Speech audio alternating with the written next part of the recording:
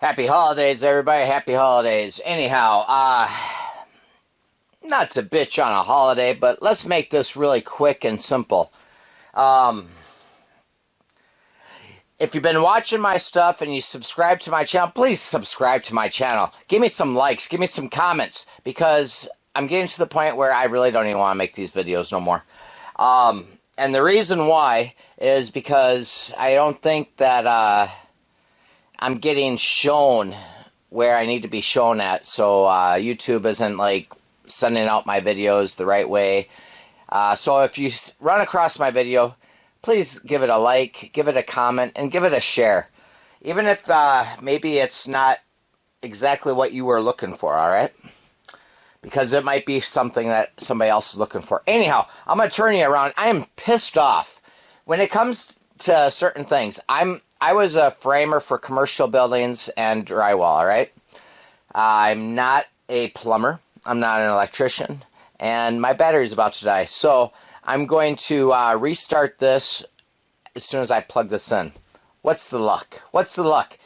I'm having a crappy day to start off with my DIY plumbing after firing the actual plumber that he ran off with my $1,000 deposit. Alright, what's up? Alright, the camera has been charged a little bit. I'm going to come down here real quick and show you something. Alright, let's say you're doing your roughing for your toilet. Sorry about the little bloop there. But let's say you're doing your roughing for your toilet. I'm going to try to make this a little bit, even though I'm upset, I'm going to make this more of a tutorial. Let's say you want to do your roughing and you got all your framings all done, and you want to find your hole for your where you're going to put your toilet flange at in your toilet. You would take your tape measure, all right, go off to the back of your wall, all right, measure out 12.5 inches, make a mark. Now, if you have a little cubby hole like I do, when I back this up, I'll show you. Take your cubby hole. Let's say mine's 35.5. Take that 35.5, divide that by 2. You wouldn't come up like my stupid plumber came up with 17.5. You'd come up with what? 17 3/4, which is like 17 6. I do quick math. But anyhow, you would make your mark at 17 3/4, right by your other 12.5-inch mark. And that would be your center for your toilet flange. For your most standard common toilets, alright? They're all around a rough in at 12 for a finished wall. You can get them at 10 and 14 and yada yada, but your common ones, I'll show you at the end of the video in the garage. Now, I fired the plumber, thank gosh, because all he did was come here, drill 2 holes. This one and one downstairs. I'll show you that later. It's in my videos in the past too. I wasn't doing my plumbing up here yet till today, months later. And I came up here and I was just like, alright, let's hope that he has a center, because I wanted it to be center. What did he do? I think he just took a guess. He's like, oh, that looks like around 12.5. Actually, it was 13.5. Made a mark. And then he came off of this side of the wall, or took the measurement at, instead of 35.5, he made it 35, and said, oh, okay, so 17.5, and made a mark. Now, is it that much off? Not much, but 1.5 inches. 1.5 inches total, because it should be way over here. Instead, it's way over here. Now, that's frustrating. But now, after you, let's say you're going to do tile board and tile, think about that too. If you got sheetrock or whatever, and before you drill your hole, think about all your extra little things. If you're going to have your sheetrock at 1/2 inch, you got tile at 1/4 inch, you might want to bump that out a little bit. But not what he did. Sorry about that. I'm going to take you off the tripod real quick, and I'm going to show you what I'm talking about, so it's a little bit understandable. Now I'm going to come down here. this is where my center should be, right where this, my square and my other square meet, all right? Right here at this corner, right there. That is where the center of my hole should have been. So that should have, so it would be like this, but let's just say it should have been way over there, all right? Instead, he has it way over here because his marks are here, okay, and here. See the difference? 1.5 inches that way, 1.5 inches this way. Crazy, right? So what can I do? What can I do? I got two options, all right? I have two options right now. I can go to my local lumberyard, which I think Home Depot's and everything else, Menards right now and all that, hardware stores are closed, and get an offset toilet flange, all right? I could get an offset toilet flange. Most of those costs, if I can, I'm not a plumber by trade and I'm not an electrician by trade. Like I said, I'm a framer by trade and a sheetrocker. That's what I did for commercial buildings back in the day. And I think you can still get a offset toilet flange anywhere from 10 to 20 bucks, give or take where you live, the brand and everything else, somewhere around that frame. So I could do that. I could get an offset toilet flange after putting in a whole new subfloor in this house, framed up all the walls, demoed everything. How frustrating to sit in this nice little area that I'm making. I'm going to back you up and I'm going to show you this little area, all right? This used to be a bedroom, all right, that you're looking at. I demoed out the bedroom, tore off all the sheetrock. There was windows. I tore out all the windows, reframed everything, doubled the walls, fixed all the old framing, put in a new window, roughed in it, worked on all the insulating. And the bathroom used to sit over in this little area. That was the bathroom, all right, guys and gals. That was the bathroom. It was really tiny. And this was a bedroom, okay, without this opening right here, because that's going to be my master bedroom bathroom where I can walk in from my bedroom and go into the bathroom. Now, I have not rebuilt this yet. Another quick little thing. I went to Home Depot and I ordered a custom Dreamline shower base, all right? It's a 48-inch shower base. It's black, so I had to pre-order it, and it's going to be really nice. So it's going to go into my stand-up custom shower, all right? I took it out of the base. I have 99% of my framing already done. I have to put my some fur studs here against this wall, like I did here and right there. And I have my niches, or whatever you call it, where you can put your soap dishes and shampoos. I'll be cutting this out. That'll be one, and that will be one up here where those say cut out.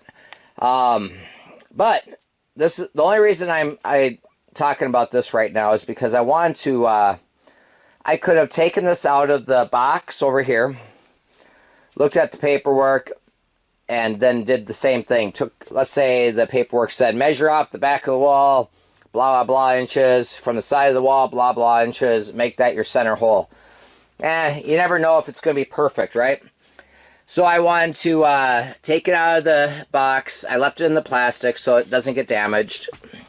I slid it in place. Oh, brothers and sisters, does the beast frame well or what? Well, there we go. It's hard to, I shouldn't have did that, because it is actually perfect. And now I just effed myself up. There we go. Anyhow, so I took it out and I set it down and I grabbed my Sharpie marker. I just tore off a little bit of the plastic right here just to make this quick and simple. And I just drew my Sharpie marker around here. All right. Now when I get ready to drill this hole, of course I'm going to drill it a little bit bigger than that. But I'm going to take this back out, put it back in the box, make it nice and safe, keep the finish nice. But look at that finish. You can't really see it right now. But anyhow, that's going to be really nice. I'm going to do tile and everything else after that. But that really frustrated me about that. I was actually hoping by the time I got up here that he actually took the time to measure that hole. That is not, you don't just grab a drill and pop in a hole, because that's where it looks like you should take a shit at. Excuse my French. Take a shit at. You know, it probably wouldn't be that big of a deal.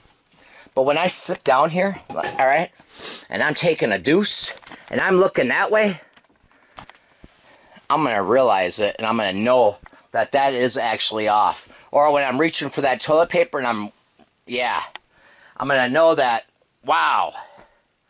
Anyhow, that's going to be my little bump in toilet area. The miss said, I want a toilet that looked like an outhouse. So I'm going to be doing some fancy stuff to that. I got a little light here that's going to be right there. But yeah, that really frustrated me, guys and gals, that little thing right there. After doing all this framing and the thought of it. Now I'm going to take you downstairs real quick, and I'm going to show you, because my battery is really low. And, and then just so your reference, you want to give yourself 15 inches at least on both sides of a toilet. I gave myself extra, all right? I have, my rough in is at 35.5. You take out your sheetrock on both sides, you got 34.5. I gave myself 4.5 inches of play on top of the 15 on each side, if that made any sense. So if you take 15 and 15, you got what? You got 30, right? I gave myself plenty. Anyhow, I'll show you really quick what the beast got done yesterday. Then I'll take you out to the garage. I'll show you that toilet. I got 2 different toilets, and I can show you what you're going to look for at a toilet when you want to know, do I got the common one? Do I have the standard toilet, or do I have one of those 10 or 14 inch ones? Now I'm going to shine you real quick up here. Now, that's an old hole that was getting used back in the day. This old house, it was built back in the 1904, I think it was built. Anyhow, see my floor joists? That's why when I framed it up there, it was going to be back this side. That, you see where that point is, that corner? Right there, that's where the center of the hole should have been, not next to the floor joists. What upsets me is I'm going to be doing the plumbing, and I want to give myself some hand room to do all the fittings, the gluing, and make it nice and neat. That's why I gave myself that extra little bit when I was framing the upstairs walls. Oh, so frustrating. And that way, when I put my hole here, where this light is for the shower, it'll all be uniform. Anyhow, I'm going to back up here. This is why when I was doing a lot of the framing in the bathroom over here in the basement, I didn't have it on a tripod, because you would not get a really good glimpse of it. So I just started framing and taking pictures. I'll show you what I got done the best I can real quick, and we'll go from there.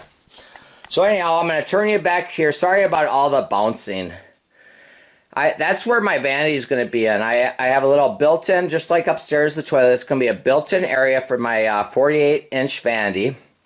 Now, your old school vanities used to come up around 32 inches high. Now your more common ones come up 34.5, not counting the backsplash. And if you count your backsplash into that, you got a 3-inch or a 4-inch backsplash. Sorry, can't even talk today. So if you got your normal vanities at 34.5, then you add that 3 inches, you're looking at 38, 38.5, 30, whatever, and then depending on your tile, your flooring, making sure it's level. I gave myself thinking, oh, I'll just rough it at 39. This is a little bit higher than 39 right here. Okay, so this is a 2x6 wall, extra wall on top of my back wall. And why did I do that bump out like that, guys and gals? So I could have a nice giant mirror right here on the back part where you see the 2x4s at, right? And on a 2x6 wall, it's going to be a shelf an extra shelf. So the vanity top will come up here, and you'll have, you don't want, everybody hates a cluttered vanity, right? And I do not like those old school dusty medicine cabinets and whatever you want to call them. So yeah, you'll have a nice ledge to set, you know, like a soap dish and toothbrushes and yada yada yada, candles, whatever you want, knickknacks, whatever. All right. Now over at the shower, because my battery is really low, I will do a better video on this too later. But I have that nice shower that's sitting over in the back. I'll show you real quick. If you've never seen my videos, I have a nice big stand-up shower with the seat. All right, this is looking at side view. So over here I have a big niche that I'm going to be building in. It comes up so high, so that way you can put your soap containers, shampoos, conditioners, yada yada yada. Of course, I use a lot of conditioner and shampoo because I shave my head. But anyhow, and then I'll have behind here on the 2x6 walls, I'm going to put in some backing, all right? Boards coming out flat flush, so I can put in hooks. Before I do the tile, I'll have hooks, so you can hang like your scrub brushes, your sponges, your towel, your, let's say, washcloths and everything else. So that'll be a nice little, that'll be a big niche. And then also, since it has a seat rest over here where that saw is, you can also use it if you want to, as to help yourself get up off that seat. So that'll be a nice little extra. Now, just like that upstairs toilet, I did the plumbing down here. If you watch any of my stuff, this is my rough end coming out of the basement floor. All right, I have a cap on. It's 4-inch pipe. From this distance, from the rough end wall. Now, of course, you're gonna say this wall right here, but no, that's not my rough end wall. Where that 2x4 treated plate is, I haven't got the framing done yet because that's going to be a knee wall. It's 12.5 center. Thinking in for drywall. But yeah, and then that was the other hole that damn plumber, before I fired him, he drilled a hole there for no frickin' reason. Anyhow. I'm going to put this on pause real quick. I'll run upstairs real quick. I'm going to take you out to the garage. And I'm going to show you real quick what to look for on a toilet box. All right, that will help you out as a DIYer like me. And once again, happy holidays for everybody. And sorry about the bouncing around. But yes, it's starting to shape up back there. I'm really excited to... oh, and you might wonder why I haven't done the... in between the studs for the 2x6s on the lower end. I'm going to cut all those, pre-cut them all. And then I'm going to slide them to the side. Alright, I'm going to drill holes through every single one after I find out my layout for my plumbing pipes. And then I will send my plumbing pipes through every single stud, slide them out, nail them down. Makes it quick and simple for me. Alright, I gotta grab my keys and I'll take you out to the garage where I have some of my other supplies. Alright, sorry, it's really dark in this garage right now. I don't have any electricity out here to do this for lighting. But I'm gonna turn you around. I'm gonna show you on two different brands, alright? This one I got at Home Depot. It's a Kohler, alright? It's a nice toilet, but on the box itself, all right, you can look at the box at Home Depot box. You're going to see wall clearance. This toilet will have a wall clearance of 7/8, all right. Number 2, from your finished wall to your rough-in plumbing hole, all right, is 12 inches. So I know that this is a 12-inch toilet. 12-inch rough-in toilet, that is, not 12-inch. And this one will also be chair height. I have the extra height of this toilet, so that's going to be nice. It'll make it easier to sit up and sit down on it. It'll be actually, it's a little bit taller than your common toilets. It's 16.5, and that's a Kohler brand. Now, whoa, on the other one I got at Menards because I use those 11% rebates. I can't even pronounce that toilet, but anyhow, they didn't have it marked on the box on top. But over on the far side, you can look at your diagram. Sorry, I got everything in the way. But in that diagram down there, it will show you what size that toilet is. But anyhow, I'm going to get off here. That's sorry about the crazy video, but your rough-in unfinished wall, if you're going to get a standard toilet, 12-inch, have it 12.5. If you're going to sheetrock it, of course, you know, that's that 1/2 inch, so that's what makes that 12.5. Now let's say you're going to throw in 1/4 inch tile behind it, or tile. Remember that one has a clearance of 7/8. You'll be just fine. Or you can figure that in if you want to get really technical. Besides that, that's all I gotta say. It makes it a little bit simpler. Sorry, I was a little frustrated about that because I was hoping that he took the time to at least read his tape measure. Read his tape measure. Now I remember when he first came here and he was talking to the little guy that was here, helper. Yeah, I never read a tape measure. I just do nicks. Makes sense. Makes sense. Hey, check out while we're out here in the garage. Look at my new snowblower I got for my birthday. Yeah, brothers and sisters. Anyhow, it's a 24-inch electric start. Also, you can also use the pull handle. But yes, I used it for the first time when we had the 12 inches of snow that we were supposed to get. It worked phenomenal. Anyhow, I gotta go. Look at all those buckets of rock I gotta carry downstairs. And this giant mess of wood. Look at all that wood. Woo, look at that wood. I can't even get to my grill.